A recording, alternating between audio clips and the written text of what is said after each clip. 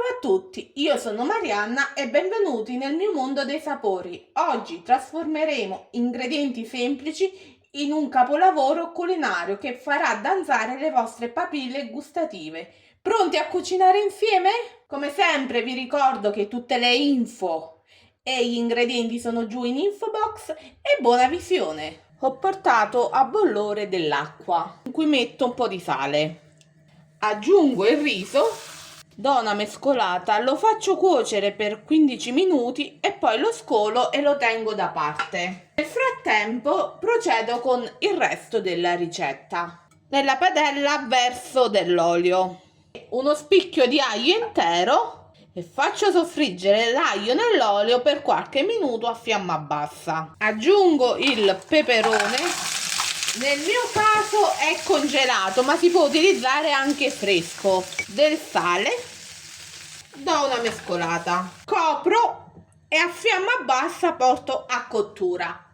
In caso di necessità si può aggiungere anche un goccio di acqua. In un'altra pentola ho portato a bollore dell'altra acqua, in cui aggiungo un po' di sale e verso i piselli. I piselli cuoceranno in 4-5 minuti. Nel frattempo che i piselli e i peperoni cuociono, mi dedico alla preparazione della frittata. In un contenitore rompo le uova, aggiungo un po' di sale, una macinata di pepe, sbatto le uova. Le uova sono state sbattute, adesso passo alla preparazione della frittatina.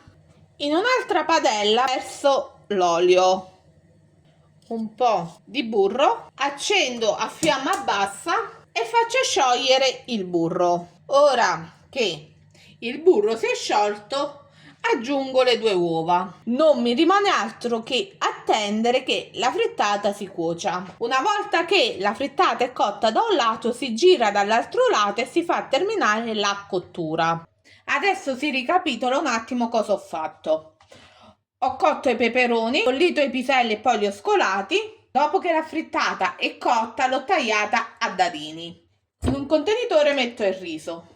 A questo punto inserisco il resto degli ingredienti: il peperone, i piselli, la frittata, il prosciutto cotto tagliato per rendere questa ricetta totalmente vegetariana si può evitare di mettere il prosciutto cotto e la scamorza a dadini. Adesso inizio a mescolare il tutto. Dopo che ho assaggiato, aggiungo un po' di sale, dell'olio e alla fine mescolo il tutto. Il riso è pronto, adesso non rimane altro che metterlo in una teglia. In precedenza ho preso una teglia, l'ho leggermente oleata e poi cosparso l'interno con del pan grattato. Inserisco all'interno della teglia il riso.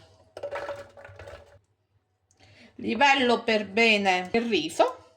Adesso il riso va cotto in forno preriscaldato a 180 gradi per 20 minuti. Questo riso può essere mangiato anche a temperatura ambiente. Procedo con la cottura e poi si vede dopo com'è il risultato. Così si presenta il riso una volta uscito dal forno.